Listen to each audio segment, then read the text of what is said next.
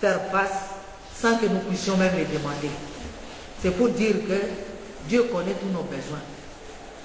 Et quand et nous soyons obligés de demander à Dieu, il y a ceci ou il y a ceci, à un certain moment, il devra prendre la décision. Merci beaucoup, continuons. Oui, je m'appelle André. Ma question est celle de savoir. Donc, après le dit, par-ci par-là, on parle et cancar, bon. Peut-être c'est pour les féticheurs, peut-être c'est pour les soucis. Bon, j'aimerais juste avoir une preuve historique concernant l'initiateur d'abord de cette émission. À part cette preuve historique, j'aimerais aussi avoir le plan que cet initiateur avait concernant cette religion. Merci. Je voudrais seulement demander s'il y a quelle condition pour être église. Oui. Bon, dans différentes églises où nous voyons des gens qui sont baptisés. Et ici aussi chez vous, si on baptise ces gens. Quelles sont les conditions pour être église? Qu'est-ce que vous avez à dire à propos de ces gens? Merci beaucoup. Les voyages de l'âme, je peux dire, peut être compris de deux façons. Il y a le fait de se retrouver en tant qu'âme dans les plans intérieurs. Et quand vous vous retrouvez dans les plans intérieurs, là, vous apprenez dans les mondes intérieurs. Dans les mondes intérieurs, il y a le temple de sagesse d'or. Là, vous pouvez vous retrouver avec les maîtres et apprendre. Toujours à propos de l'amour. Hein? On n'apprend pas autre chose que de l'amour divin. Ça, c'est un aspect du voyage de l'âme. L'autre aspect du voyage de l'âme, c'est ce que je parlais tout à l'heure, l'expansion de la conscience. Je vous ai donné l'exemple d'un voleur qui devient cordonnier. Il fait le voyage de l'âme. Et l'état de conscience inférieur, qui était celui de voleur, a un état de conscience supérieur, qui est celui de cordonnier, qui rend service aux autres. Il a fait le voyage de l'âme. Donc vous voyez l'importance de ça. Bon, en ce qui concerne les rêves,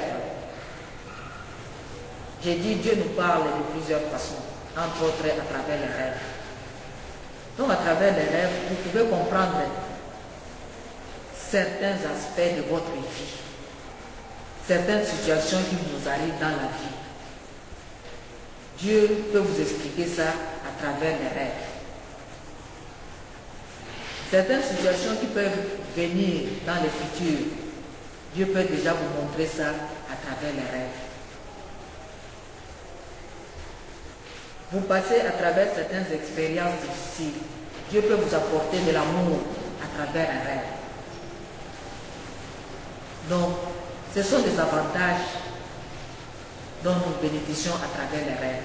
C'est comme ça que nous apportons de l'importance aux rêves. Pourquoi le fils de là se réveille le matin et écrit son rêve? C'est important. Parce qu'il y a un message à travers ces rêves-là. Peut-être aujourd'hui, quand il a fait les rêves, il n'a rien compris. Il écrit. Demain, il va les relire. Après demain, il va relire. Il va commencer à demander au mental, qui est aussi le maître des rêves, de lui montrer, de lui dire la signification de ces rêves-là. En réalisant tous les jours, en contemplant sur ça, il va arriver à comprendre l'explication. Et puis les rêves-là peuvent se réaliser des années après. Quand il va relire son carnet de rêves, il va voir, tiens, à cette époque déjà, j'avais fait un rêve qui faisait allusion à cette situation que je viens d'expérimenter maintenant. Donc les rêves ont beaucoup d'avantages. C'est pour cela l'équipe se doit écrire ses rêves. Parce que notre mémoire humaine, quelquefois, nous trompe. Hein? Il ne se rappelle plus de rien. À ce moment-là, vous oubliez tout ça. Mais quand vous écrivez, des années après, vous pouvez relire. Et vous dites, tiens, voilà, ceci s'est passé à telle époque, voilà ce qui est arrivé à ce moment-là, ou maintenant, ou plus tard, ça va arriver, et tout ça là. Qu'est-ce que j'ai appris à travers ces rêves-là? Donc c'est important toujours d'écrire et voir aussi comment vous évoluez spirituellement. Parce que vos rêves aussi changent par rapport aux expériences nécessaires qui correspondent à votre état de conscience. Donc c'est toujours important les rêves. Hein? Je pense qu'à partir de maintenant, vous pouvez commencer à écrire vos rêves aussi. Il n'y a pas seulement les équistes qui écrivent les rêves. Il y a beaucoup de gens aussi qui écrivent les rêves pour ne pas les oublier. Merci beaucoup. Et ok, il y a une autre question, c'était le baptême. En Ekanka, nous n'avons pas de baptême. Nous ne baptisons pas les gens. Mais nous avons ce que nous appelons la cérémonie de consécration. Nous consacrons les bébés. Donc nous rendons sacrés les bébés là et nous lui souhaitons la bienvenue dans cette incarnation présente à travers cette cérémonie là que nous appelons la cérémonie de consécration.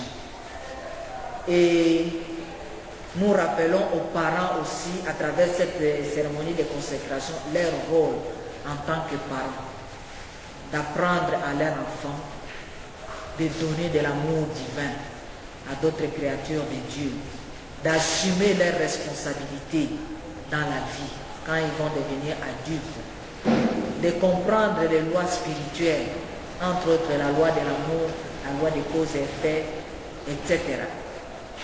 Et c'est une façon aussi de permettre à cette âme-là qui s'incarne dans cette vie ici, de pouvoir entrer en contact avec les enseignements des Kankar, apprendre à chanter le you, à reconnaître le Mahanta, qui est notre guide spirituel qui va l'aider à se rappeler que c'est une âme qui vient vivre les expériences. Et ce contact avec la lumière et le son de Dieu va lui permettre de passer à travers les différentes expériences de la vie.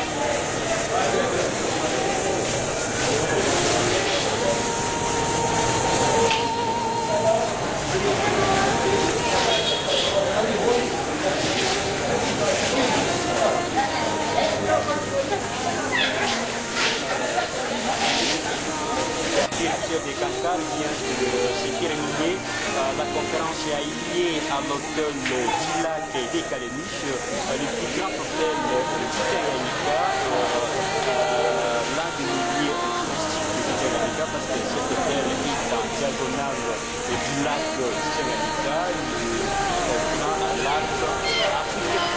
Tout de suite là, Reza, représentant du Qatar au niveau de l'Afrique centrale et de l'Est et de Bachouchi, cette conférence a été liée d'ailleurs dans cette conférence de plusieurs participants, notamment les chercheurs, les membres